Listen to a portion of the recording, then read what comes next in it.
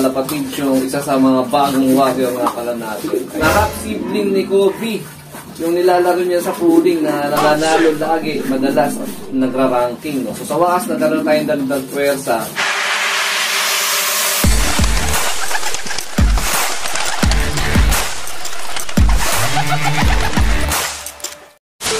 Good day mga ka-EA. So for today's video, so time check muna tayo, 6:49 AM. Maaga tayo nagpatoka ngayon dahil magpapalipad tayo ng mga warriors. So no Merkules nga, no nakaraang vlog natin, pumasyal tayo kay Madlalop TV at dumiretso naman kami kay Sir Longhair or kay Sir Ben's Season. Pero di ko pa na-upload yung vlog na yon. So after siguro nito o sa isang araw, i-upload o i-edit ko muna yung video na yon. So ang update naman sa lop, eto. So, nag-itlugan na yung mga warriors natin dito noong mga nakaraang araw, parang February 20 ata yun. So, today is February 23. So, di ko pa malalaman kung may possible na similya yung mga egg ng ating mga warrior. Especially si Miss Puyo. Ayan, si Miss Puyo. Yun, no? Sumampa na agad sa taas. So, kagaya na in-expect ko, nagkatotoo nga ang aking hinala at ayan, nagkaitlog na nga siya. Ayun, may dalawa. At possible, pagka may similya, meron na ako napili na magpo-poster ng kanyang itlog. Kasi napaaga nga yung kanyang buga. No? So, by March kasi, meron pa tayong susunod na laban, which is yun, maghahanda na nga tayo.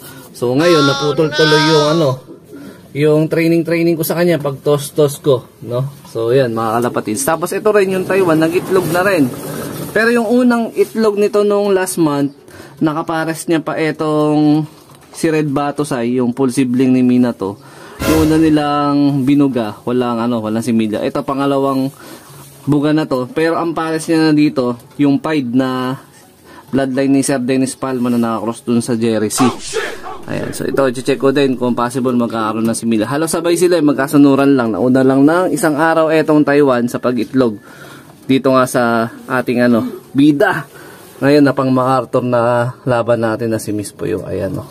Tama po ba yun? Karaan nag-announce ako ng napili ko na una na pagbibigyan natin ng gift bird, no? Yung project gift bird natin na Japan Cross sa Imbrek, eto nga siya. So, hindi siya nag-PM. Binigyan ko siya ng 5 araw para mapanood yung video sa Facebook at saka sa YouTube. Wala, hindi niya ata napanood. So, na-miss na yung video na yon. So, sayang.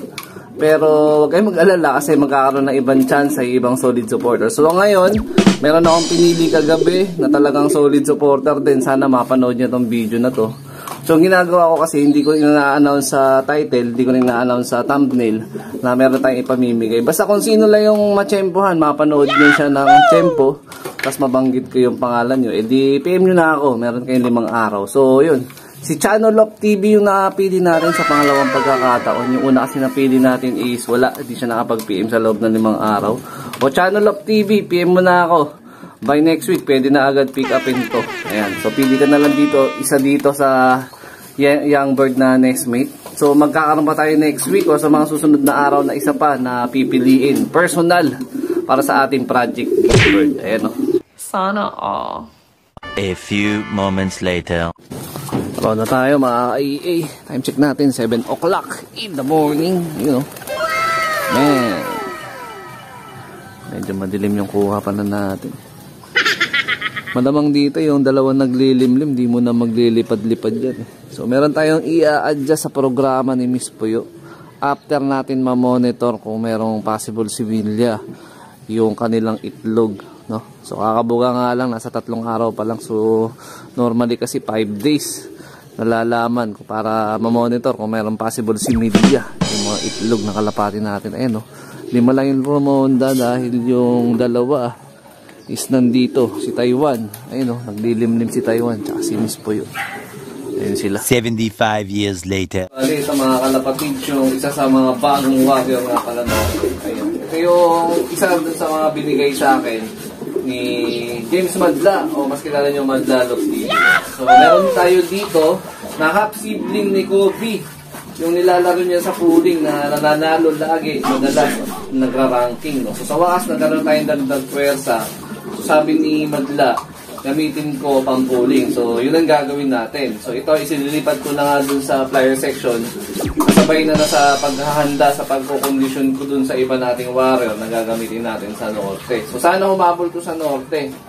Ayan, oh. Kaya lang, young bird pa. Medyo umiiyak pa pero malakas lang kumain. Napakaganda ng katawan, mga kalapatids.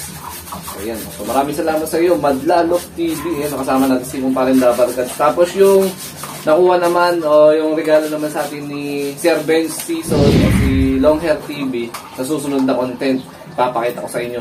Yun talaga additional pang malakasan na naman natin. Ayan. Ito pa mga ka-EA, yung isa pa na ililipat na rin natin kasabay nito. So ito, yung full sibling nito dinala ko rin kay Madlalop nung nag-lop visit kami sa kanya nung Merkules. So tag-isa kami, yung binigay ko sa kanya, sabi niya gagamitin niya na lang pang stock. So ito is full sibling no Kalbayog na finisher, tapos blood related pa rin siya kay Batusay sa Javier ko, tsaka kay Mina to na Katbalogan Daybird. Ayan. So ito yung mga dagdag pwersa natin sa norte. So meron pa isa pa na hindi pa naililipat dito kasi iwawalay ko pa lang siya ngayong araw. So possible after 2 weeks sasabay ko na rin siya dito. Ayan yung mga bago nating pangmalakasan na ibon. Ayun, no? So sana gumana rin yung pagiging speed bird niya sa atin. Yung galing nga kay Madla, yun nandun sa dulo. Ayan, no? So yun, maraming salamat sa suporta ng tropa natin na si Madla. At syempre mga ka-EA, meron pa dito yung isa pa sa binigay din sa atin ni Madlalop TV. Ayan, kulay puti yung wedding line. Napanood dyan naman siguro dun sa vlog natin. So ito is Louis Chu Cross Vandenbroek.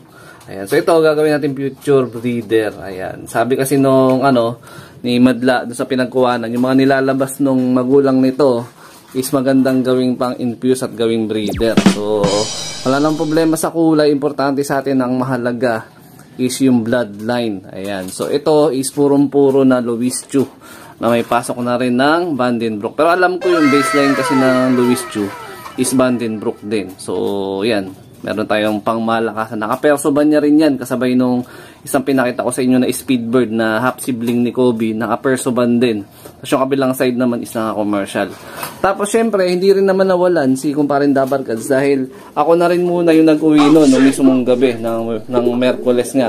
So eto, maya-maya lang na konti mag-aasikaso na ako dahil pupunta na ako sa trabaho. Pero bago ako pumunta ng trabaho, dadaling ko na muna to. Ihahatid ko sa kanya. So para malaman nyo yung possible bloodline at saka kung anong klaseng ibon to, sa channel na ni Kumparin Dabarkads nyo malalaman. Ayan.